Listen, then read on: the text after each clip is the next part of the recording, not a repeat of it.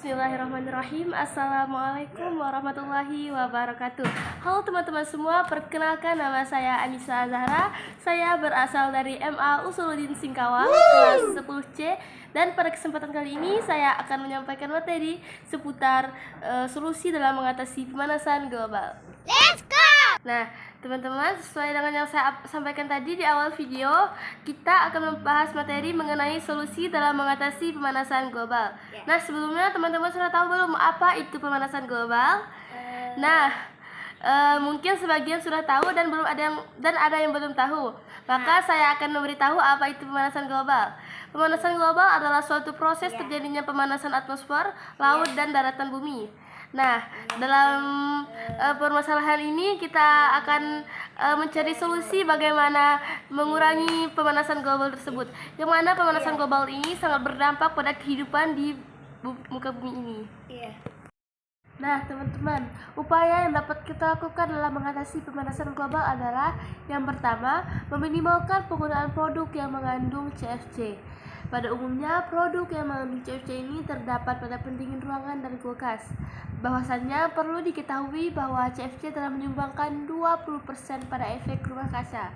Karenanya, dalam mengatasi suhu ruang yang panas, kita dapat membangun sebuah ruangan yang memiliki banyak ventilasi, sehingga tidak memerlukan pendingin ruangan atau AC.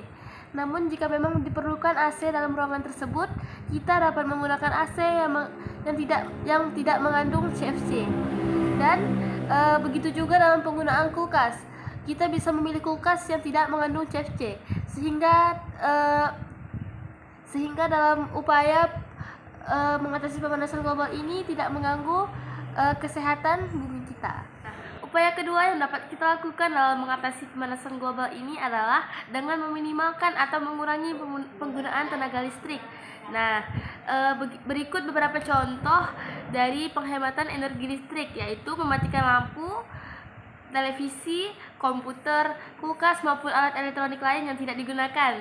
Nah, salah satu cara cerdas dalam menghemat listrik ini yaitu menggunakan lampu LED yang memiliki sensor cahaya. Nah, dengan memiliki sensor cahaya ini, maka lampu akan otomatis mati jika memang tidak digunakan. Nah, upaya ketiga yang dapat kita lakukan dalam mengatasi pemanasan global ini adalah melakukan resisle atau daur ulang. Nah, resisle atau daur ulang ini merupakan proses pengemasan atau pembaruan barang-barang yang sudah tidak terpakai lagi seperti pecahan kaca, bungkus makanan, botol kemasan, atau barang-barang tidak terpakai lainnya yang bisa kita olah menjadi sebuah kerajinan yang memiliki nilai jual. Nah, dengan melakukan resisle ini merupakan upaya memberi kesehatan pada bumi agar bumi tidak tercemar. Keempat yang dapat kita lakukan adalah dengan melaksanakan reboisasi atau menanam pohon. Nah, reboisasi ini tidak hanya dapat kita lakukan di daerah lingkungan rumah saja, dan kegiatan ini dapat kita lakukan di hutan-hutan yang telah gundul, yang mana hal tersebut terjadi karena banyaknya oknum-oknum yang tidak bertanggung jawab menebang pohon-pohon di hutan secara liar.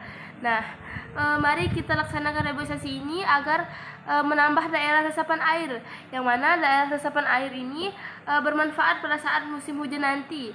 Jika akan terjadi banjir, maka pohon-pohon tersebut mampu menampung atau menyerap air-air tersebut, yang mana banjir ini juga terjadi karena akibat dari pemanasan global ini. Upaya kelima yang dapat kita lakukan adalah melaksanakan kampanye alam. Nah, kampanye alam ini bertujuan agar masyarakat sadar akan pentingnya menjaga lingkungan sekitar. Nah, kampanye alam ini dapat kita laksanakan dengan cara mengajak masyarakat melaksanakan kegiatan sosial agar mereka tahu atau paham bagaimana cara-cara dalam merawat lingkungan tersebut. Yang keenam yang dapat kita lakukan adalah menggunakan transportasi umum dan sepeda. Nah, untuk menempuh jarak yang dekat, kita bisa menggunakan jalan kaki atau menggunakan sepeda. Karena dengan cara tersebut, kita dapat membantu bumi untuk mengurangi karbon dioksida dan karbon monoksida. Dan untuk berpergian jauh atau pulang kampung, kita bisa menggunakan angkutan umum seperti bus dan kereta api. Nah, namun jika emang perlu menempuh jarak yang jauh, kita bisa menggunakan sepeda listrik, yang mana sepeda listrik ini tidak mengeluarkan karbon dioksida maupun karbon monoksida. Upaya terakhir yang dapat kita lakukan adalah dengan melakukan reuse atau menggunakan kembali. Nah, reuse atau menggunakan kembali ini contohnya seperti kita menggunakan gelas kaca atau keramik.